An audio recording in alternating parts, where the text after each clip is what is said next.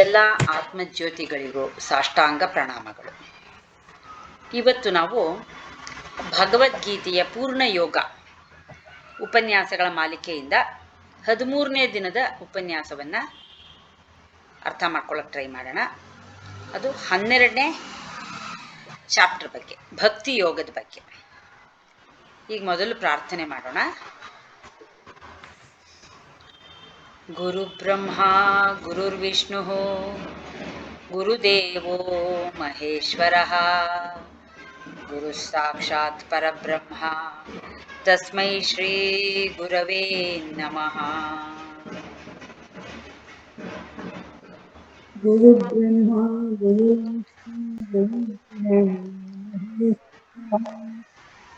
ಗುರು ಸಾಕ್ಷಾತ್ ಪರಬ್ರಹ್ಮ ತಸ್ಮೈ ಶ್ರೀ ಗುರವೇ ನಮಃ. ಅಖಂಡಮಂಡಲಾಕಾರಂ ವ್ಯಾಪ್ತಂ ಯೇನ ಚರಾಚರಂ ತತ್ಪದಂ ದರ್ಶಿತಂ ತಸ್ಮೈ ಶ್ರೀ ಗುರವೇ ನಮಃ. ಸದಾಶಿವಸಮಾರಂಭಾತ್ ಶಂಕರಾಚಾರ್ಯಮಧ್ಯಮಾನ್ ಅಸ್ಮದಾಚಾರ್ಯಪರ್ಯಂತಂ ವಂದೇ ಗುರುಪರಂಪರಾಂ. ನಾರಾಯಣಸಮಾರಂಭಾತ್ ಶಂಕರಾಚಾರ್ಯಮಧ್ಯಮಾನ್ ಅಸ್ಮದಾಚಾರ್ಯಪರ್ಯಂತಂ ವಂದೇ ಗುರುಪರಂಪರಾಂ.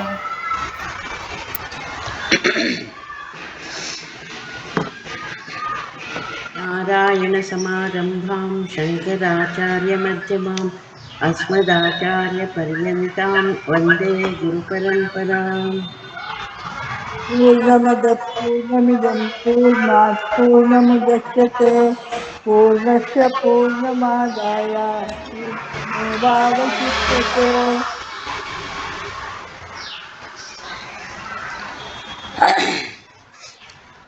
ಈಗ ಭಕ್ತಿ ಯೋಗದ ಬಗ್ಗೆ ತಿಳ್ಕೊಳ್ಳೋಣ. ಭಕ್ತಿ ಅಂದರೆ ಏನು ಅಂತ. ಭಕ್ತಿ ಅಂದರೆ ಏನು? ಜಯಶ್ರೀ ಹೇಳ್ತೀರಾ? ಭಕ್ತಿ ಅಂದ್ರೆ ಭಗವಂತನ ಮೇಲಿರುವಂತ ಪ್ರೀತಿ, ಅದು ಭಕ್ತಿ. ಅಂದ್ರೆ ಈ ಭಕ್ತಿನಲ್ಲಿ ಭಗವಂತನ ಮೇಲಿರೋ ಭಕ್ತಿ ಅಂದ್ರೆ ಪ್ರೀತಿ, ಅದಕ್ಕೂ ನಾವು ನಮ್ಮ ಜೊತೆಲಿರೋರ್ ಮೇಲೆ ಇಟ್ಟಿರೋ ಪ್ರೀತಿಗೂ ಏನ್ ವ್ಯತ್ಯಾಸಪ್ಪ ಜಯಶ್ರೀ? ನಮ್ಮ ಜೊತೆಲಿರೋರ್ ನಮ್ಮ ಮೇಲೆ ಇಟ್ಟಿರೋ ಪ್ರೀತಿನಲ್ಲಿ ಎಮೋಷನ್ಸ್ ಎಲ್ಲ ಇರುತ್ತೆ. ಆದ್ರೆ ಭಗವಂತನ ಮೇಲೆ ಇರೋ ಭಕ್ತಿನಲ್ಲಿ ನಾವು ಭಗವಂತಂಗೆ ಸರೆಂಡರ್ ಆಗಿರ್ತೀವಿ. ಮತ್ತೆ ನಮ್ಗೆ ಅಲ್ಲಿ ಭಗವಂತನೇ ಎಲ್ಲ, ನಾನು ಏನೇ ಮಾಡಿದ್ರು ಭಗವಂತನಿಂದಾನೇ ಅನ್ನೋಂಥ ಭಾವನೆ ಇರುತ್ತೆ. ಅದು ಡಿಫ್ರೆನ್ಸ್.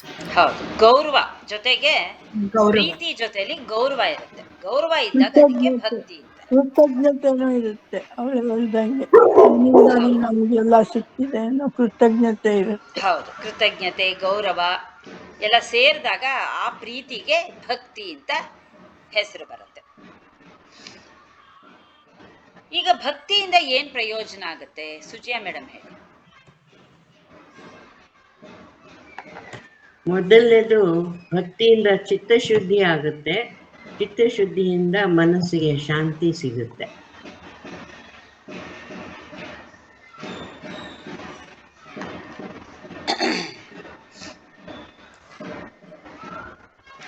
ಈಗ ಚಿತ್ತಶುದ್ಧಿ ಆಗುತ್ತೆ ಅಂದ್ರೆ ಅದು ಹೇಗೆ ಚಿತ್ತಶುದ್ಧಿ ಆಗುತ್ತೆ? ಕಾಮ, ಕ್ರೋಧ, ಮದ, ಲೋಭ, ಮಾತ್ಸರ್ಯ ಅದೆಲ್ಲದೂ ಹೋಗುತ್ತೆ. ಅದೇ ಇವಾಗ ನಮಗೆ ನಮ್ಮ ಜೊತೆಲಿರೋರ್ ಮೇಲಿರೋ ಪ್ರೀತಿನಲ್ಲಿ ಇದೆಲ್ಲ ಸೇರ್ಕೊಂಡಿರುತ್ತೆ, ನೀವು ಹೇಳಿದ ಗುಣಗಳೆಲ್ಲ.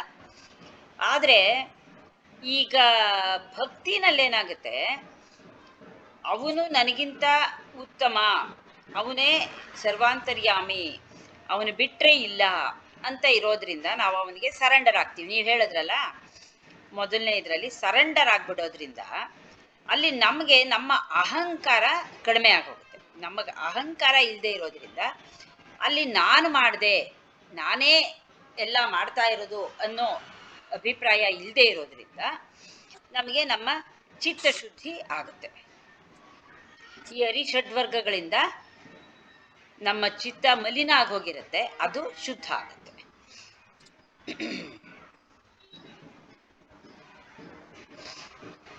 ನೀವೇನು ಕ್ವಶನ್ಸ್ ಮಾಡಿದ್ದೀರಾ? ಸುಜಿಯಾ ಮೇಡಮ್.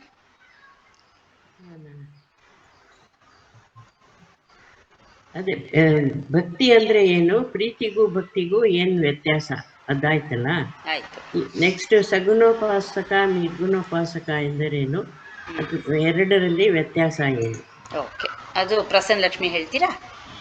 ಹೇಳ್ತೀನಿ. ನಿರ್ಗುಣೋಪಾಸಕ ಅಂತಂದ್ರೆ ಅವನು ಭಗವಂತ ಅನ್ನೋನು ಏಕೈಕ, ಒಬ್ಬನೇ ಇರೋದು, ಸರ್ವವ್ಯಾಪಿ, ನಿರಾಕಾರ, ನಿರ್ಗುಣ, ನಿರ್ವಿಕಲ್ಪ ಅಂತ ತಿಳ್ಕೊಂಡು ಭಗವಂತನ ಸ್ಮರಣೆಯಲ್ಲಿರೋದು ನಿರ್ಗುಣ ಭಕ್ತಿ ಆಯಿತು. ಸಗುಣ ಭಕ್ತಿ ಅಂತಂದರೆ ನಾವು ಭಗವಂತನಿಗೆ ಒಂದು ಆಕಾರ ಕೊಡ್ತೀವಿ, ಅವತಾರ ಕೊಡ್ತೀವಿ, ಪೂಜೆ ಮಾಡ್ತೀವಿ. ಲೋಕದಲ್ಲಿರ್ತಕ್ಕಂಥ ಸಮಸ್ತವೂ ಭಗವಂತನ ರೂಪವೇ. ಇದು ಅದಲ್ಲದೆ ಯಾವ ನಮ್ಮ ಕಣ್ಣಿಗೆ ಏನೇನು ಕಾಣಿಸುತ್ತೆ, ಕಾಣಿಸೋದು, ಕಾಣಿಸ್ದೇ ಇರೋದು ಎಲ್ಲವೂ ಭಗವಂತನೇ ಅಂತ ಅನ್ನೋ ಭಾವನೆ ಇಟ್ಕೊಂಡು ಪೂಜೆ ಮಾಡೋದು ಸಗುಣ ಭಕ್ತಿ. ಸಗುಣ. ಓಕೆ.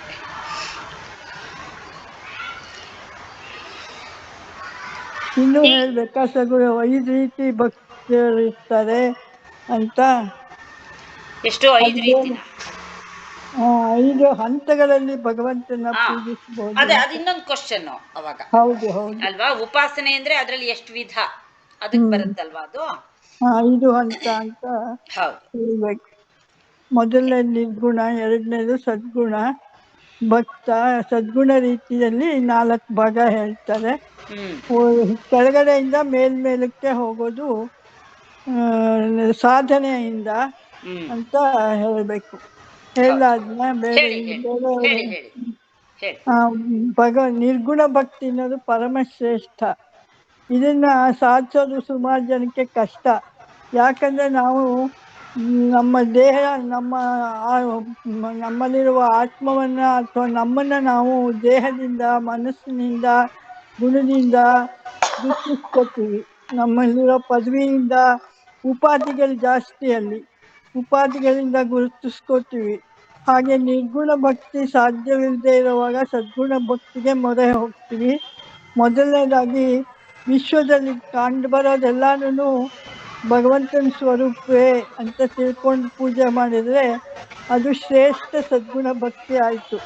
ಅದು ಸಾಧ್ಯ ಇಲ್ಲದೆ ಇರುವಾಗ ಭಗವಂತನನ್ನ ಅವತಾರ ರೂಪದಲ್ಲಿ ಕಾಣಬೇಕು. ರಾಮ, ಕೃಷ್ಣ, ಕಾಳಿ ಮುಂತಾಗಿ ಅವರಲ್ಲಿರೋ ಗುಣಗಳು ನಮಗೆ ಮುಖ್ಯ ಆದಾಗ ನಾವು ಆ ಭಗವಂತನ ಆ ರೂಪದಲ್ಲಿ ಸ್ಮರಿಸ್ತೀವಿ. ಅದು ಸಾಧ್ಯ ಆಗದೆ ಇರುವಾಗ ಅವತಾರ ರೂಪದಲ್ಲಿ, ಅದೇ ರಾಮ ಕೃಷ್ಣ ಅಂತ ಯೋಚನೆ ಮಾಡಿ ಪೂಜೆ ಮಾಡ್ತೀವಿ. ಅದು 3ನೇದಾಯಿತು. ಅದು ಸಾಧ್ಯ ಆಗದೆ ಇರುವಾಗ ನಾವು ಮಾಡೋ ಕೆಲಸವನ್ನೆಲ್ಲನೂ ಭಗವಂತನಿಗೆ ಅರ್ಪಿಸ್ಬೇಕು. ಇದು ನನ್ನ ಸೇವೆ, ನಿನಗೆ ನೀ ಬುದ್ಧಿ ಕೊಟ್ಟೆ ನಾ ಮಾಡಿದೆ ಅಂತ ಹೇಳಬೇಕು. ಅದು ಕರ್ಮಯೋಗ ಆಯಿತು. ಅದು ಸಾಧ್ಯ ಇಲ್ಲದೆ ಇರುವಾಗ ಅವನು ಕೊಟ್ಟ ಫಲವನ್ನು ಇದು ಪ್ರಸಾದ ಅಂತ ಸ್ವೀಕರಿಸಬೇಕು. ಅದು ಇನ್ನೊಂದು ಹಂತ. ಆದರೆ ಸಾಧನೆ ಅನ್ನೋದು ನಡೀತಾನೆ ಇರಬೇಕು. ನಡೀತಾನೆ ಇದ್ದು 5ರಿಂದ 4ನೇ ಹಂತಕ್ಕೆ, 4ರಿಂದ 3ಕ್ಕೆ ಬರಬೇಕು.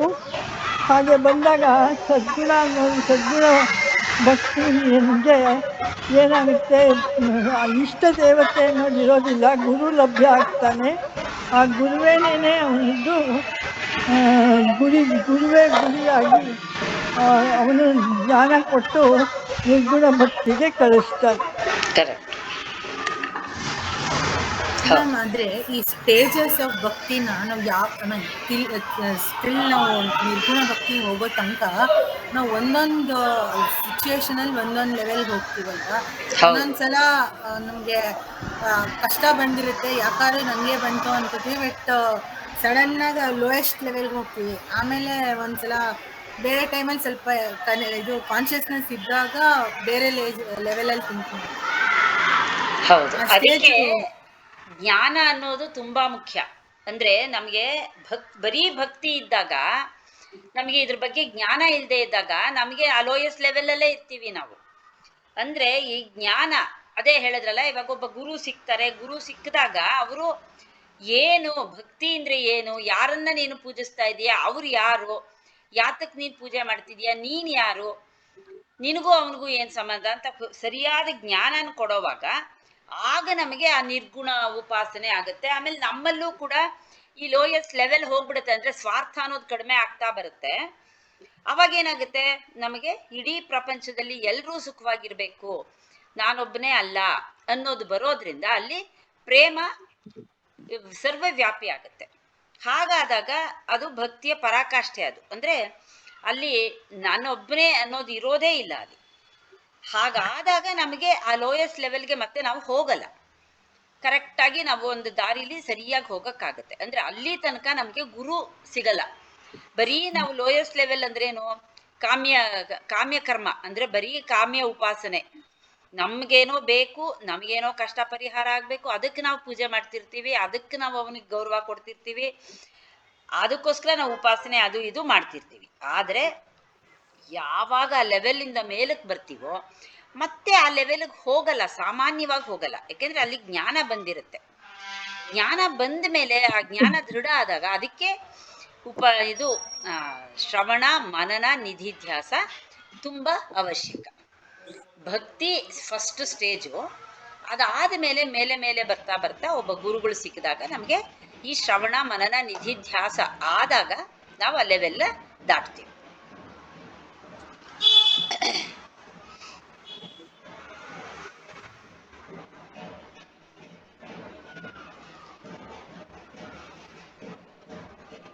ಈಗ ಧ್ಯಾನ, ಜ್ಞಾನ, ಕರ್ಮ, ಈ ಮೂರು ಯೋಗ, ಧ್ಯಾನ ಯೋಗ, ಜ್ಞಾನ ಯೋಗ, ಕರ್ಮಯೋಗ, ಈ ಮೂರರ ಬಗ್ಗೆ ಒಂದು ವಿಶ್ಲೇಷಣೆ ಹೇಗೆ ಮಾಡೋದು? ಪ್ರತಿಭಾ ಅವರೇ ಹೇಳ್ತೀರಾ? ಧ್ಯಾನ ಅಂದ್ರೆ ಏನು, ಜ್ಞಾನ ಅಂದ್ರೆ ಏನು, ಕರ್ಮ ಅಂದ್ರೆ ಏನು?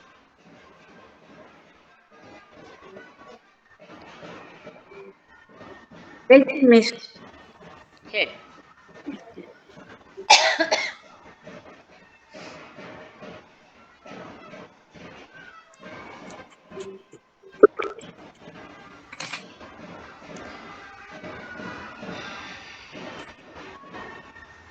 ಶ್ರೀಕೃಷ್ಣ ಜ್ಞಾನ ಶ್ರೇಷ್ಠ ಯಾವುದಕ್ಕಿಂತ ಧ್ಯಾನಕ್ಕಿಂತ ಶ್ರೇಷ್ಠ ಅಂತ ಹೇಳ್ತಾರೆ.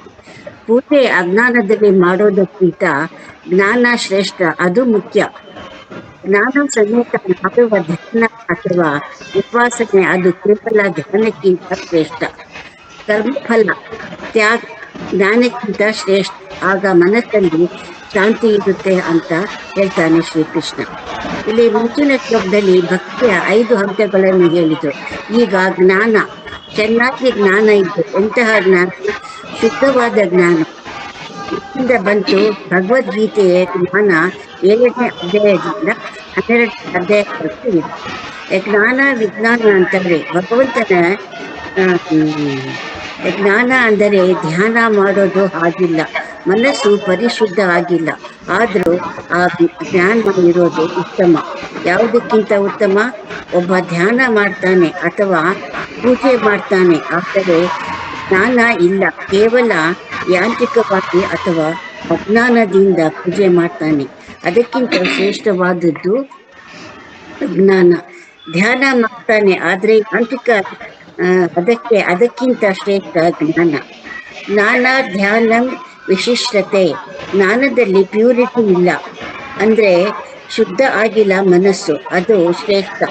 ಯಾವುದಕ್ಕಿಂತ ಧ್ಯಾನ.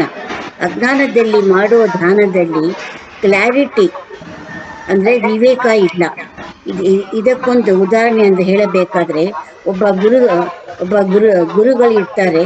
ಅವರು ಪೂಜೆ ಮಾಡಕ್ಕೆ ಕೂತಾಗ ಒಂದು ಬೆಕ್ಕು ಅಡ್ಡ ಬರುತ್ತೆ, ಕಪ್ಪು ಬೆಕ್ಕು. ಅವರು ಅದನ್ನ ಕಂಬಕ್ಕೆ ಕಟ್ಟಿ ಹಾಕಿ ಪೂಜೆ ಮಾಡ್ತಾರೆ.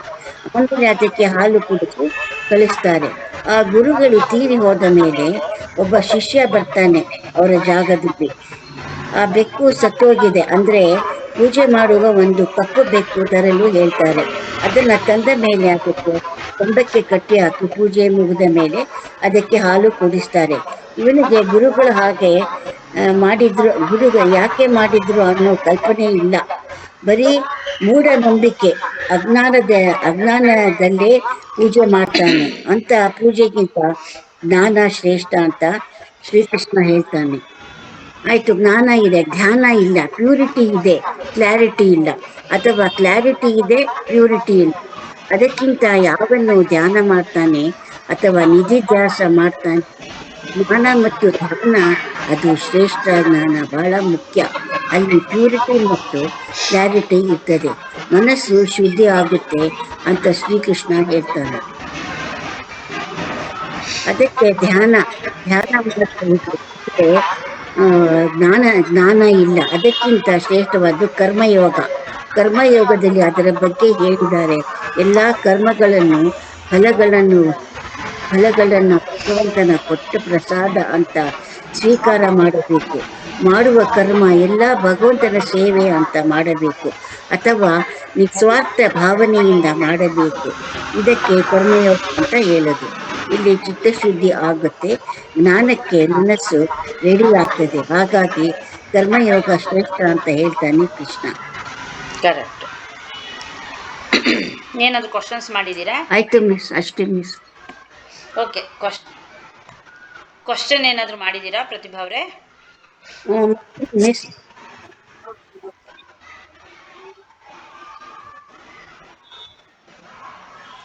ಇದು ಉಪಾಸಕ ಎಂದರೇನು? ಆಯ್ತು, ಅದು ಇವರು ಪ್ರಸನ್ನ ಲಕ್ಷ್ಮಿ ಇವ್ರು ಹೇಳಿದ್ರು. ಆಯ್ತಾ?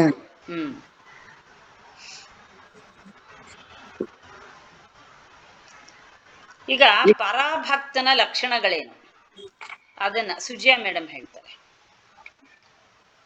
ಪರಾಭಕ್ತನ ಲಕ್ಷಣಗಳು ನಾನು ಲಿಸ್ಟೇ ಮಾಡಿಬಿಟ್ಟೆ. ಅದು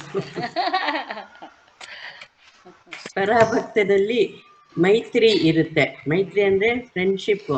ಎಲ್ಲರಲ್ಲೂ ಭಗವಂತನನ್ನು ಕಾಣ್ತಾನೆ ಅವನು, ಎಲ್ಲರಿಗೂ ಪ್ರೀತಿ ಮಾಡ್ತಾನೆ. ಎರಡನೇದು, ಅವನಲ್ಲಿ ದ್ವೇಷ ಅನ್ನೋದು ಇರೋದಿಲ್ಲ, ಕೇವಲ ಪ್ರೀತಿ ಮಾತ್ರ ಇರುತ್ತೆ. ನೆಕ್ಸ್ಟು ಕರುಣೆ ಇರುತ್ತೆ, ಆಮೇಲೆ ಕನಿಕರ ಇರುತ್ತೆ.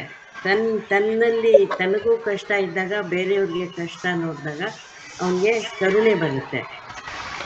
ತಾನು ಚೆನ್ನಾಗಿರುವಾಗ ಬೇರೆಯವ್ರ ಕಷ್ಟ ನೋಡಿದಾಗ ಕನಿಕರ ಬರುತ್ತೆ. ಇದು ವ್ಯತ್ಯಾಸ. ಆಮೇಲೆ ಎಂಥ ಸುಖ ದುಃಖ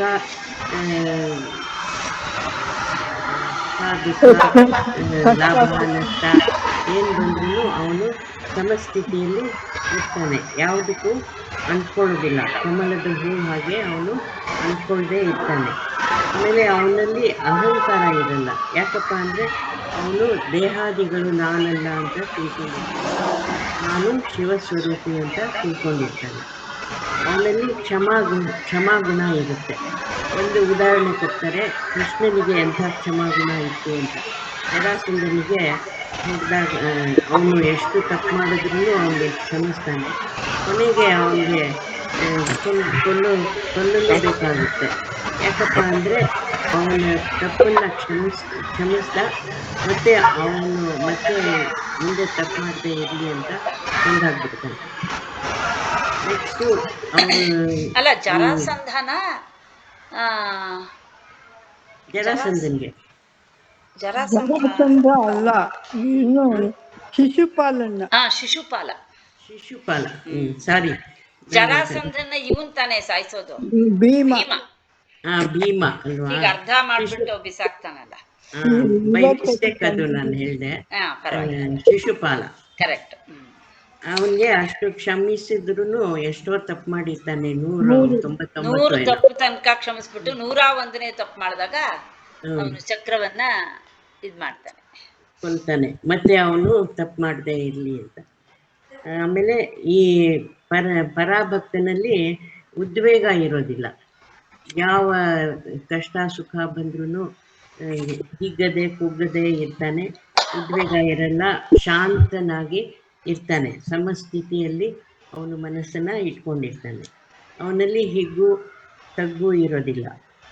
ಈ ಪ್ರಾರಬ್ಧಕ್ಕೆ ಅನುಸಾರವಾಗಿ ಕಷ್ಟ ಸುಖ ಅನುಭವಿಸಿದ್ರು ಇದು ತಿಳ್ಕೊಂಡಿರ್ತಾನೆ. ಅವನು ಪ್ರಾರಬ್ಧದಿಂದ ಆಗ್ತಾ ಇದೆ, ಅದರಿಂದ ನಾನು ಉದ್ವೇಗ ಮಾಡ್ಕೋಬಾರ್ದು, ಇದು ಏನು ಬಂದರೂ ದೇವರ ಒಂದು ಪ್ರಸಾದ ಅಂತ ತಿಳ್ಕೊಂಡು ಅವನು ಜೀವನದಲ್ಲಿ ಇರ್ತಾನೆ, ಜೀವನ ಮಾಡ್ತಾನೆ. ಆಮೇಲೆ ಅವನಲ್ಲಿ ರಾಗದ್ವೇಷಗಳು ಇರೋದಿಲ್ಲ. ಯಾಕಪ್ಪ ಅಂದರೆ ಅವನು ಆ, ಆ, ತನ್ನ ಸ್ವರೂಪ ಏನು ಅಂತ ತಿಳ್ಕೊಂಡಿರೋದ್ರಿಂದ ತಾನು ಬ್ರಹ್ಮಸ್ವರೂಪ ಶಿವಸ್ವರೂಪ ಅಂತ ತಿಳ್ಕೊಂಡಿರೋದ್ರಿಂದ, ಆಮೇಲೆ ಎಲ್ಲವೂ ಶಿವಸ್ವರೂಪನೇ, ಜಗತ್ತು ಶಿವಸ್ವರೂಪ, ಎಲ್ಲರಲ್ಲೂ ಪರಮಾತ್ಮ ಇದ್ದಾನೆ ಅಂತ ತಿಳ್ಕೊಂಡಿರೋದ್ರಿಂದ ಅವನಲ್ಲಿ ರಾಗ ದ್ವೇಷ ಇರೋದಿಲ್ಲ. ಇರೋದು. ಆಮೇಲೆ ಆ, ತನ್ನ ಇಂದ್ರಿಯಗಳನ್ನು ಸಹಜವಾಗಿ ನಿಯಂತ್ರಣ ಮಾಡಿಸ್ತಾನೆ. ಈ ಬಲಾತ್ಕಾರವಾಗಿ ನಿಯಂತ್ರಣ ಮಾಡಿರೋದಿಲ್ಲ, ಸಹಜವಾಗಿ ನಿಯಂತ್ರಣ ಮಾಡಿಸ್ತಾನೆ. ಆಮೇಲೆ ಅವನಲ್ಲಿ ಅಮರ್ಷ ಅನ್ನೋದು ಇರೋದಿಲ್ಲ. ಅಮರ್ಷ ಅಂದರೆ ಎಲ್ಲರೂ ಒಂದೇ ಅಂತ ಭಗವಂತನ ಸ್ವರೂಪ ಅಂತ ತಿಳ್ಕೊಂಡಾಗ ಅವನಲ್ಲಿ ಹೊಟ್ಟೆ ಕಿಚ್ಚು ಅನ್ನೋದು ಬರೋದಕ್ಕೆ ಸಾಧ್ಯವೇ ಇಲ್ಲ. ಆಮೇಲೆ ಅವನಲ್ಲಿ ಆತ್ಮಜ್ಞಾನ ದೃಢವಾಗಿರುತ್ತೆ. ಹೀಗಾಗಿ ಅವನು ಸಾಧಕನಿಗೆ ಸಾಧನ ಕಾಲದಲ್ಲಿ ಕೂಡ ಅವನು ಆತ್ಮನನ್ನು ದೃಢ ಮಾಡಿಕೊಂಡು ಸಾಧನೆ ಮಾಡಿರ್ತಾನೆ. ಅವನು ಎಲ್ಲವೂ ಪರಬ್ರಹ್ಮನ ಸ್ವರೂಪ ಅಂತ ತಿಳ್ಕೊಂಡಾಗ ಅವನು ಆತ್ಮಜ್ಞಾನ ದೃಢ ಮಾಡ್ಕೊಂಡು ಅವನಲ್ಲಿ ಭಯ ಇರೋದಿಲ್ಲ.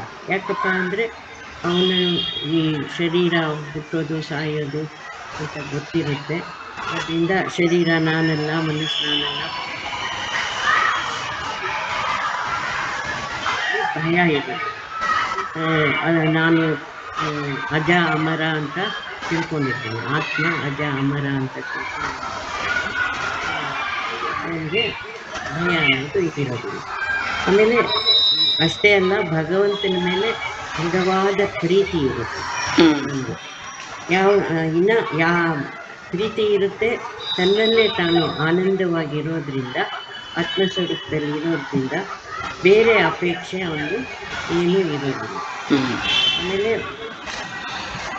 ಪರಬ್ರಹ್ಮ ನಿರ್ಗುಣ ನಿರಾಕಾರ ಅಂತ ತಿಳ್ಕೊಂಡಿರೋದ್ರಿಂದ ಅವನಲ್ಲಿ ತಾನು ಬ್ರಹ್ಮಸ್ವರೂಪ ಅನ್ನೋ ಭಾವನೆ ಇರೋದ್ರಿಂದ ಅವನು ಬ್ರಹ್ಮನಲ್ಲಿ ಎಸ್ಟಾಬ್ಲಿಷ್ ಆಗಿರೋದ್ರಿಂದ, ಸ್ವರೂಪದಲ್ಲೇ ಇರೋದ್ರಿಂದ ಅವನಿಗೆ ಬೇರೆ ಯಾವ ಆಕಾಂಕ್ಷೆಯೂ ಇರೋದಿಲ್ಲ, ಆಸೆಗಳೂ ಇರೋದಿಲ್ಲ. ಅವನು ಪರಾಭಕ್ತಿ ಒಂದೇ ಅಲ್ಲ, ಅವನಿಗೆ ಜ್ಞಾನಿ ಕೂಡ ಆಗಿರ್ತಾನೆ. ಜ್ಞಾನಿಗೆ ಪರಾಭಕ್ತಿಗೆ ಏನು ವ್ಯತ್ಯಾಸ ಇಲ್ಲ. ಜ್ಞಾನಿಯಾದವನು ಯಾವಾಗಲೂ ಪರಮಾತ್ಮ, ಎಲ್ಲವೂ ಪರಮಾತ್ಮನ ಸ್ವರೂಪ ಅಂತ ತಿಳ್ಕೊಂಡ್ಮೇಲೆ ಅವನಿಗೆ ಪರಮಾತ್ಮನ ಮೇಲೆ ಅತ್ಯಂತ ಶ್ರೇಷ್ಠವಾದ ಭಕ್ತಿನೂ ತಾನಾಗಿ ಬಂದ್ಬಿಟ್ಟಿರುತ್ತೆ. ಆದ್ದರಿಂದ ಜ್ಞಾನಿ ಭಕ್ತನೂ ಕೂಡ, ಪರಾಭಕ್ತನೂ ಕೂಡ ಜ್ಞಾನಿಯಾಗಿರ್ತಾನೆ, ಜ್ಞಾನಿನೂ ಆಗಿರ್ತಾನೆ. ಆಮೇಲೆ ಅವನಿಗೆ ಅವಲಂಬನೆ ಇರೋದಿಲ್ಲ. ಅವಲಂಬನೆ ಅಂದರೆ ಬೇರೆಯವರಿಂದ ಏನು ಪಡಿಬೇಕು, ಪಡಿಬೇಕು, ಆನಂದ ಇಷ್ಟ ಆದಮೇಲೆ ಅವನ ನಡತೆ ಹೇಗಪ್ಪ ಇರುತ್ತೆ ಅಂದರೆ, ಅವನ ನಡತೆಯಲ್ಲಿ ನಯ ವಿನಯ ಇರುತ್ತೆ. ಇದು ನಯ ವಿನಯ ನೋಡಿಕೊಂಡು ನಾವು ಇವನು ಅಂತ ಸಭ್ಯತೆ ಗೊತ್ತಾಗುತ್ತೆ. ನಡವಳಿಕೆಯಲ್ಲಿ ಸ್ವಾರ್ಥನೂ ಇರೋದಿಲ್ಲ. ಭಾಳ ಉದಾರ ಚಿತ್ತನಾಗಿರ್ತಾನೆ. ಆಮೇಲೆ ಲೋಕ ಕಲ್ಯಾಣಕ್ಕೋಸ್ಕರ ಅವನು ಕೆಲಸ ಮಾಡ್ತಾಯಿರ್ತಾನೆ. ಸ್ವಾರ್ಥ ಯಾವಾಗಿಲ್ವೋ, ತನಗೋಸ್ಕರ ಏನು ಮಾಡಬೇಕಾದಿರೋದಿಲ್ಲ. ಲೋಕ ಕಲ್ಯಾಣ, ಅವನು ಯಾವ ಕೆಲಸ ಮಾಡಿದ್ರು ಲೋಕ ಕಲ್ಯಾಣಕ್ಕೋಸ್ಕರನೇ ಮಾಡ್ತಾರೆ. ಅವನಲ್ಲಿ ಶುಚಿತ್ವ ಇರುತ್ತೆ. ಶುಚಿತ್ವ ಅಂದರೆ ಅಂತರಂಗದಲ್ಲಿ ಬಹಿರಂಗದಲ್ಲಿ ಶುಚಿತ್ವ ಇರುತ್ತೆ. ಅಂದರೆ ಒಳಗೆ ಹೊರಗೆ, ಹೃದಯದಲ್ಲಿ ಒಳಗಡೆಯೂ ಶುಚಿತ್ವ ಅಂದರೆ ಚಿತ್ತಶುದ್ಧಿಯಾಗಿ ಪರಿಶುದ್ಧನಾಗಿರ್ತಾನೆ. ಹೊರಗಡೆಯೂ ಅದನ್ನು ಶುದ್ಧ ಮನಸ್ಸಿನಿಂದ ವ್ಯವಹಾರ ಮಾಡ್ತಾಯಿರ್ತಾನೆ. ಆಮೇಲೆ ಶೋಕ ಅನ್ನೋದು ಇರೋದಿಲ್ಲ. ಯಾಕಪ್ಪ ಶೋಕ ಇರಲ್ಲ ಅಂದರೆ, ಅವನು ದುಃಖದಲ್ಲಿ ಅವನು ತನ್ನಲ್ಲಿ ತಾನು ಶಾಂತಿಯಾಗಿ ಆನಂದವಾಗಿರೋದ್ರಿಂದ ಅವನಿಗೆ ದುಃಖ ಅನ್ನೋದು ಅಂಟೋದೇ ಇಲ್ಲ. ಅದರಿಂದ ಎಲ್ಲರ ಜೊತೆಯಲ್ಲೂ ಬಹಳ ಫ್ರೆಂಡ್ಲಿಯಾಗಿರ್ತಾನೆ. ಅದು ಇನ್ನೊಂದು ವಿಶೇಷತೆ ಏನಪ್ಪ ಅಂದರೆ, ಅವನಲ್ಲಿ ಉತ್ಸಾಹ ಅನ್ನೋದು ಇರುತ್ತೆ. ಉತ್ಸಾಹದಲ್ಲಿ ಯಾಕೆ ಬರುತ್ತೆ ಅಂದರೆ, ಅವನಲ್ಲಿ ಕಾಮಾದಿಗಳು, ಕಾಮ, ಕ್ರೋಧ, ಲೋಭ, ಮೋಹ,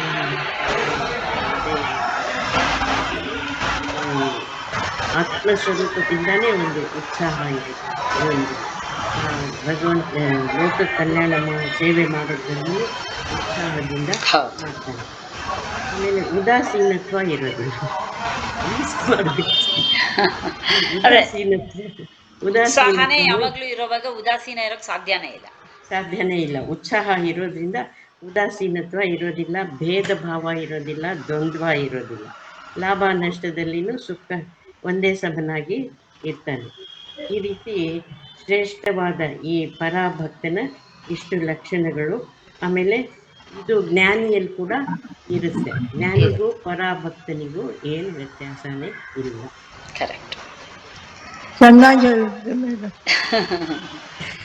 26 ಗುಣಗಳು. ಇವಾಗ ಕ್ಲಾಸ್ ಆಯ್ತು ಮಿಸ್, ಟಾಟಾ. ಐದು. ಈಗ ಇದು ಪರಾಭಕ್ತನ ಲಕ್ಷಣಗಳನ್ನ ತಿಳ್ಕೊಂಡ್ವಿ, ಅದನ್ನ ನಮ್ಮಲ್ಲಿ ಅಳವಡಿಸ್ಕೋಬೇಕಲ್ಲಪ್ಪ, ಅದಕ್ಕೆ ಕ್ಲಾಸ್ ಮುಗಿಯಲ್ಲ. ಅಳವಡಿಸ್ಕೊಳ್ಳೋದೇ ಸಾಧನೆ. ಅಳವಡಿಸ್ಕೊಳ್ಳೋ ಕ್ಲಾಸ್ ತನಕ ಲಾಂಗ್ ರನ್ನಿಂಗು. ಅಳವಡಿಸ್ಕೊಳ್ಳೋ ತನಕನೂ ಇದು ನಡೀತಾನೇ ಇರ್ಬೇಕು. ಸಾಧನೆ ಮಾಡ್ತಾನೆ ಇರ್ಬೇಕು. ಸಾಧನೆ, ಆ ಏನ್ ಸಾಧನೆಗೆ ಮಾಡಿದ್ರು ಕೋಪ ಗೆಲ್ಲೋದು ಬಹಳ ಕಷ್ಟ ಇದೆ. ಹೌದು, ಕೋಪ, ವೈರತ್ವ ಇದೆಲ್ಲ ಸಾಧನೆ ಮಾಡ್ಬೇಕು. ಸಾಧನೆ. ಅದಕ್ಕೆ ಪ್ರತಿಯೊಂದೂ ಸಾಧನೆ ಮೂಲಕನೇ ಸಾಧ್ಯ. ಮೊದಲು ಮೌನ ಸಾಧಿಸೋದು ಕಲ್ತ್ಕೋಬೇಕು. ಮೌನ ಅಂದ್ರೆ ಹೊರಗಡೆ ಮೌನವಾಗಿರ್ಬೋದು, ಬೇಕಾದ್ರೆ ಯಾರ ಹತ್ರ ಮಾತು ಬಿಟ್ಬಿಟ್ರೆ ಬೇಕಾದ್ರೆ ತಿಂಗ್ಳುಗಟ್ಲೆ ಮಾತು ಇಲ್ಲ ಬಿಡ್ಬೋದು. ಇಲ್ಲ, ಮೌನ ಅಂದ್ರೇನು, ನಾವು ಹೊರಗಡೆ ಹೋಗೋದೇ ಕಡಿಮೆ ಆಗೋಗುತ್ತೆ. ಅಲ್ಲ, ಅವಾಗ ಮನಸ್ಸೊಳಗಡೆ ಮೌನ ಆಗ್ಬೇಕಲ್ಲ, ಮನಸ್ಸು ಮನಸ್ಸು ಮೌನವಾಗಿರ್ಬೇಕು. ಹೊರಗಡೆ ಹೋಗದೆ ಹೋದ್ಮೇಲೆ ನಮಗೆ ಡಿಸ್ಟರ್ಬೆನ್ಸೇ ಇಲ್ಲ, ಆರಾಮಾಗಿ ಬಿಡ್ಬೋದು. ಇರ್ತೀವಿ, ಆದ್ರೆ ಮನಸ್ಸು ಯೋಚನೆ ಮಾಡ್ಕೊಂಡು ಹೊರಗೆ ಹೋಗುತ್ತಲ್ಲ. ಹೋಗ್ಬಾರ್ದು. ಅದೇ ಅದು ಆ ಮನಸ್ಸು, ಮೌನ ಬರ್ಬೇಕು. ಆ ಮೌನ ಬರಬೇಕು, ಮನಸ್ಸಲ್ಲಿ ಮೌನ ಬರಬೇಕು, ಅದು ಸಾಧನೆ. ಅದು ಪಕ್ಕದ ಮನೆಯವ್ರ ಬಗ್ಗೆ ಯೋಚನೆ ಮಾಡಬಾರ್ದು, ನಮ್ಮ ಬಗ್ಗೆ ಮಾತ್ರ ನಾವು ನಮ್ಮ ಮಾರ್ಗ ನೋಡ್ಕೋಬೇಕಷ್ಟೆ. ಅದಕ್ಕೆ ಇವರು ಒಂದು ಇದು ಬರೆದಿದ್ದಾರಲ್ಲ ವಚನ, ಪರಚಿಂತೆ ನಮಗೆ ಏಕೆ ಅಯ್ಯ, ಪರಚಿಂತೆ ನಮಗೆ ಏಕೆ ಅಂತ. ನಮ್ಗದು ಏನಿದು ಹಿಂಗೆ ಹೇಳ್ತಾರೆ ಇವರು ಅಂತ ಅರ್ಥ ಆಗ್ತಿರ್ಲಿಲ್ಲ. ನಮ್ಮ ಚಿಂತೆ ನಮಗೆ ಸಾಲದೆ, ನಮ್ದೇ ಬೇಕಾದಷ್ಟಿದೆ, ನಮಗದು ಸಾಲದ, ಪರಚಿಂತೆ ಯಾತಕ್ಕೆ ನಿನಗೆ ಅಂತ. ಇದೇನಪ್ಪ ಇದು ಅಂತ ಅರ್ಥ ಆಗ್ತಿರ್ಲಿಲ್ಲ. ಅಂದ್ರೆ ನಾವು ಬರೀ ನಮ್ದ್ರ ಜೊತೆಗೆ ಇನ್ನೂ ಅಲ್ಲೇನಾಯ್ತು, ಇಲ್ಲೇನಾಯ್ತು, ಅದ್ಯಾಕಾಯ್ತು, ಇದ್ಯಾಕಾಯ್ತು ಅಂತಾನೇ ತಲೆ ತೋರಿಸ್ತೀವಿ. ಅದರಿಂದಲೇ ಮನಸ್ಸಿಗೆ ಶೋಭೆ ಆಗೋದು. ಹೌದು, ಅದಕ್ಕೆ ಅವ್ರು ಬರ್ದಿರೋದು, ನೀನ್ ಪಾಡಗ್ ನೀನು ನಿನ್ ಕೆಲಸ ನೀನು ಮಾಡ್ಕೊಂಡು ಹೋಗು ಸರಿಯಾಗಿ, ಎಲ್ಲದಕ್ಕೂ ಮೂಗು ತೂರಿಸ್ಬೇಡ ಅಂತ ಹೇಳಿರೋದು.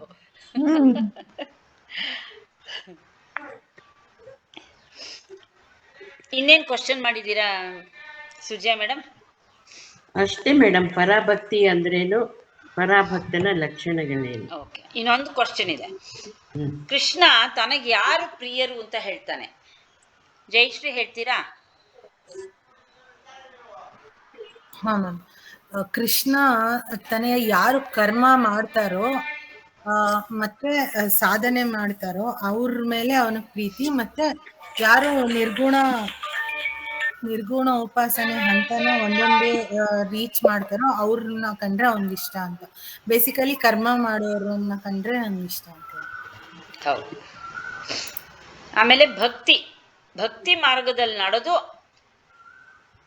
ಆತ್ಮಜ್ಞಾನವನ್ನ ನಡೆದು, ಭಕ್ತಿ ಮಾರ್ಗದಲ್ಲಿ ನಡೆದು ಆತ್ಮನ ಶುದ್ಧಿ ಮಾಡಿಕೊಂಡು, ಅಂದ್ರೆ ಮನಸ್ಸನ್ನ ಶುದ್ಧಿ ಮಾಡಿಕೊಂಡು ಆತ್ಮಜ್ಞಾನವನ್ನ ಪಡೆಯೋಕ್ಕೆ ಯಾರು ಪ್ರಯತ್ನ ಪಡ್ತಾರೋ ಅಂತಹ ಭಕ್ತರು ನನಗೆ ತುಂಬಾ ಪ್ರಿಯರು ಅಂತ ಹೇಳ್ತಾನೆ.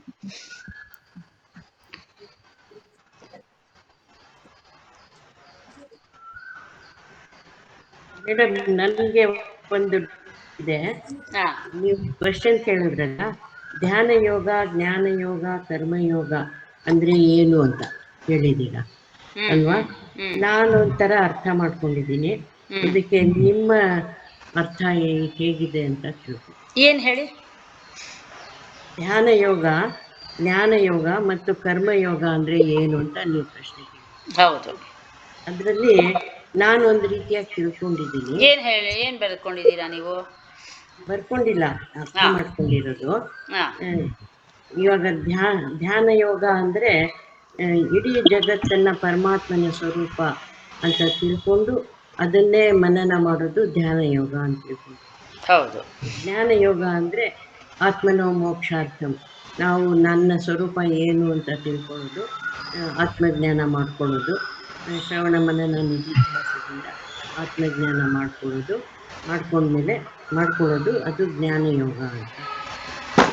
ಕರ್ಮಯೋಗ ಅಂದರೆ ಇದು ಜ್ಞಾನ ಪಡೆಯೋದಕ್ಕೆ ಜ್ಞಾನ ತಿಳ್ಕೊಳ್ಳೋದಕ್ಕೆ ಮುಂಚೆ ಕರ್ಮಯೋಗ ಮಾಡಬೇಕು. ಆತ್ಮಸ್ವರೂಪ ಏನು ಅಂತ ತಿಳ್ಕೊಂಡ್ಮೇಲೆ ಕರ್ಮ ಹೇಗೆ ಮಾಡಬೇಕು, ಈಶ್ವರಾರ್ಪಣ ಬುದ್ಧಿಯಿಂದ ಮಾಡಿದಾಗ ಅದು ಕರ್ಮಯೋಗ ಆಗುತ್ತೆ. ಕರ್ಮಯೋಗದಿಂದ ಚಿತ್ತಶುದ್ಧಿ ಬರುತ್ತೆ. ಮನಸ್ಸು ಪರಿಶುದ್ಧವಾದಾಗ ರಾಗದ್ವೇಷಗಳು ಹೋದಾಗ ಜ್ಞಾನಕ್ಕೆ ಅರ್ಹತೆ ಬರುತ್ತೆ. ಆವಾಗ ಜ್ಞಾನ ಮಾಡ್ಕೊಳ್ಳೋದಕ್ಕೆ ಅನುಕೂಲ ಆಗುತ್ತೆ ಅಂತ ಇಷ್ಟು ಅರ್ಥ ಮಾಡ್ಕೊಳ್ಳಿ. ಹೌದು. ಈಗ ಬರೀ ಧ್ಯಾನ ಅಂದ್ರೆ ಇವಾಗ ನಮಗೇನು ಜ್ಞಾನ ಇರಲ್ಲ, ಬರೀ ಧ್ಯಾನ ಅಂದಾಗ ಅದು ವ್ಯವಹಾರದಲ್ಲಿ ಅಲ್ವಾ, ನಮ್ಮ ಸಾಧನೆ ಕ್ರಮದಲ್ಲಿ ಹೇಳೋದು. ಹೌದು ಹೌದು. ಬರೀ ಧ್ಯಾನ ಅಂದಾಗ ನಾವೇನ್ ಮಾಡ್ತೀವಿ, ಸುಮ್ನೆ ಕೂತ್ಕೊಂಡು ಓಂ ನಮ ಶಿವಾಯ ಓಂ ನಮ ಶಿವಾಯ ಓಂ ನಮ ಶಿವಾಯ ಓಂ ನಮ ಶಿವಾಯ ಅಂತ ಜಪ ಮಾಡ್ತೀವಿ. ಅಂದ್ರೆ ಎಷ್ಟೋ 108 ಸತಿ ಜಪ ಮಾಡ್ಬೇಕು, ಎಣಿಸ್ಕೊಂಡು 108 ಆಯ್ತಾ ಅಂತ ಜಪ ಮಾಡ್ತೀವಿ. ಇಲ್ಲಿ ಏನಾಗುತ್ತೆ, ನಮಗೆ ಸರಿಯಾದ ಜ್ಞಾನ ಇರಲ್ಲ, ಅದು ಬರೀ ಧ್ಯಾನ.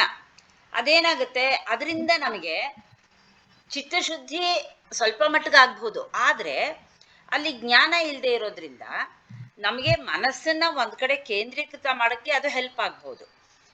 ಆದ್ರೆ ನಾವು ಅದ್ರಲ್ಲಿ ಏನಾಗುತ್ತೆ, ಬರೀ ಸುಮ್ಮನೆ ಧ್ಯಾನ ಮಾಡ್ತಿರ್ತೀವಿ ಹೊರತು ಅದೇನು ಓಂ ನಮ ಶಿವಾಯ ಅಂದ್ರೆ ಏನು, ಏನಕ್ಕೆ ಧ್ಯಾನ ಮಾಡ್ತಿದ್ದೀವಿ ನಾವು ಅನ್ನೋದು ತಿಳ್ಕೊಂಡಿರಲ್ಲ.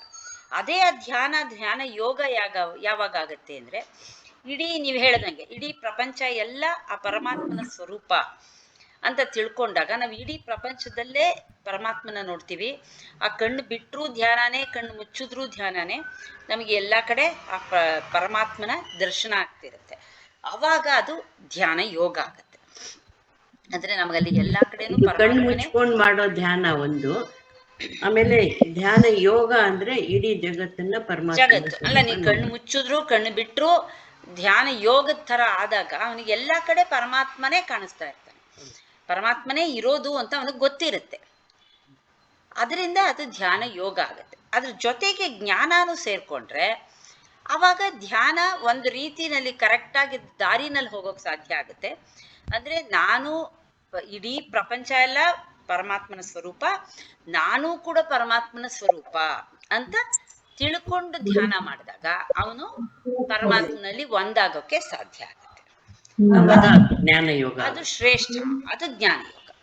ಇವಾಗ ಕರ್ಮಯೋಗ ಅಂದ್ರೆ ಅವನು ಕರ್ಮ ಮಾಡೋವಾಗ್ಲೂ ನಾನು ಬೇರೆ ಅಲ್ಲ, ಜನ ಬೇರೆ ಅಲ್ಲ, ಅಥವಾ ಪ್ರಾಣಿ ಪಕ್ಷಿಗಳು ಬೇರೆ ಅಲ್ಲ, ಇಡೀ ಜಗತ್ತೇ ಪರಮಾತ್ಮನ ಸ್ವರೂಪ ಅನ್ಕೊಂಡವನು ಪರಮಾತ್ಮನ ಸೇವೆನೇ ಮಾಡ್ತಿದ್ದೀನಿ ಅಂತ ಕರ್ಮ ಮಾಡ್ತಾನೆ. ಏನೇ ಕೆಲಸ ಮಾಡಿದ್ರು ಅದರಲ್ಲಿ ಪರಮಾತ್ಮನ್ನೇ ಕಾಣ್ತಾನವನು. ಹಾಗಾಗಿ ಅದು ಕರ್ಮ ಯೋಗ ಆಗುತ್ತೆ. ಆಮೇಲೆ ಏನೇ ಕೆಲಸ ಮಾಡಿದ್ರು ಪರಮಾತ್ಮನಿಗೋಸ್ಕರ ಮಾಡಿದಾಗ ಅಲ್ಲಿ ನನ್ನ ಸ್ವಂತದ್ದು ಏನೂ ಇರಲ್ಲ, ಎಲ್ಲಾನು ಪರಮಾತ್ಮನಿಗೆ ಅರ್ಪಣೆನೇ ಆಗತ್ತೆ. ಆದ್ರಿಂದ ಅಲ್ಲಿ ಅಹಂಕಾರಕ್ಕೆ ಲವಲೇಶನೂ ಜಾಗ ಇರಲ್ಲ, ಅಲ್ಲಿ ಪೂರ್ತಿ ಶರಣಾಗತಿ ಇರುತ್ತೆ. ಹಾಗಾಗ್ಬಿಟ್ಟು ಅದು ಕರ್ಮ ಯೋಗ ಆಗುತ್ತೆ. ಫಲಾಫಲಗಳ ಅಪೇಕ್ಷೆ ಚಿತ್ತಶುದ್ಧಿ ಆಗುತ್ತೆ. ಇದು 3 ಥರ. ಅಂದ್ರೆ ಧ್ಯಾನ, ಬರೀ ಧ್ಯಾನ ಯೋಗ ಹೇಗಾಗುತ್ತೆ, ಜ್ಞಾನ ಪಡ್ಕೋತೀವಿ, ಆದ್ರೆ ನಾನು ಯಾರು ಅಂತ ಕರೆಕ್ಟ್ ಆಗಿರೋ ಜ್ಞಾನ ಪಡ್ಕೊಂಡು ಅದರಲ್ಲಿ ಒಂದಾಗೋದು ಜ್ಞಾನ ಯೋಗ. ಯೋಗ ಅಂದ್ರೇನು, ಒಂದಾಗೋದು. ನಾನು ಪಡ್ಕೊಂಡಿರೋ ಜ್ಞಾನ, ನಾನು ಆ ಪರಮಾತ್ಮ ಒಂದೇ ಅಂತ ಹೇಗೆ ಅಂತ ನಾವು ತಿಳ್ಕೊಂಡಾಗ ಅದು ಜ್ಞಾನ ಯೋಗ ಆಗುತ್ತೆ.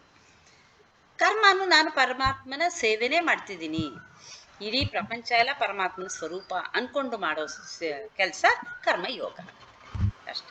ಅದು ಕರ್ಮಯೋಗದಲ್ಲಿ ಅದು 2 ಲೆವೆಲ್ ಇದೆ. ಹೌದು, ಇವಾಗ ಈ ಅಧ್ಯಾಯದಲ್ಲಿ ಹೇಳ್ದಾಗೆ ಖಂಡಿತ 2 ಲೆವೆಲ್ ಇದ್ದೇ ಇದೆ. ಎಲ್ಲ ಪರಮಾತ್ಮನ ಸೇವೆನೇ ಅಂತ ಜ್ಞಾನ ಇಟ್ಕೊಂಡು ಮಾಡೋದೊಂದು ಹೈಯರ್ ಕರ್ಮಯೋಗ. ಹೌದು, ಕೇವಲ ಈ ಜ್ಞಾನ ಇಲ್ಲದೆ ಇರುವಾಗ ಕರ್ಮಯೋಗ ಮಾಡೋದು ಬೇರೆ. ಈಗ ಅದೇ ನಾವು ಯಾರೋ ಒಬ್ರು ಏನೋ ನೀರು ಬಾಯಾರಿಕೆ ಆಗಿರುತ್ತೆ, ಒಂದು ನೀರು ಕೊಡ್ತೀವಿ, ಅದನ್ನೇ ಎಷ್ಟು ದೊಡ್ಡದಾಗಿ ಹೇಳ್ಕೊತೀವಿ. ಅಯ್ಯೋ ಅವ್ರಿಗೆ ಎಷ್ಟು ಬಾಯಾರಿಕೆ ಆಗ್ಬಿಟ್ಟಿತ್ತು, ನಾವು ನೀರು ಕೊಟ್ವಿ, ನಾನು ತೊಗೊಂಡು ಹೋಗಿ ಕೊಟ್ಟೆ, ಅಲ್ಲಿದ್ದವ್ರು ಯಾರೂ ಕೊಡಲಿಲ್ಲ ಅಂತ ಹೊಗಳ್ಕೋತಾ ಇರ್ತೀವಿ. ಆದರೆ ಅದೊಂದು ಸೇವೆ ಅಷ್ಟೇ. ಅವ್ರಿಗೆ ಬಾಯಾರಿಕೆ ತೀರ್ಸೋದು ನನ್ನ ಧರ್ಮ ಅಂತ ತಿಳ್ಕೊಂಡು ನಾವು ಕೆಲಸ ಮಾಡಿದಾಗ ಅಲ್ಲಿ ನಾನೇನೋ ಸ್ಪೆಷಲ್ಲಾಗಿ ಮಾಡಿಬಿಟ್ಟೆ ಅನ್ನೋದೇನಿರಲ್ಲ, ಅದು ಕರ್ಮಯೋಗ ಆಗುತ್ತೆ. ಅದು ಅವಾಗ ಜ್ಞಾನಿಯ ಲಕ್ಷಣ ಆಗ್ಬಿಡುತ್ತೆ. ಅದು ಜ್ಞಾನಿ ಲಕ್ಷಣ ಆಗುತ್ತೆ. ಅಲ್ಲಿ ಯಾರೇ ಇರಲಿ, ಅವನಿಗೇನು ಬೇಕು ಆ ಟೈಮಲ್ಲಿ ಅದನ್ನ ಅವನಿಗೆ ಕೊಡೋ ಅಂತ ಪ್ರಯತ್ನನ ನಾವು ಮಾಡಿದ್ರೆ ಅದು ಕರ್ಮಯೋಗ ಆಗುತ್ತೆ ಅಷ್ಟೆ.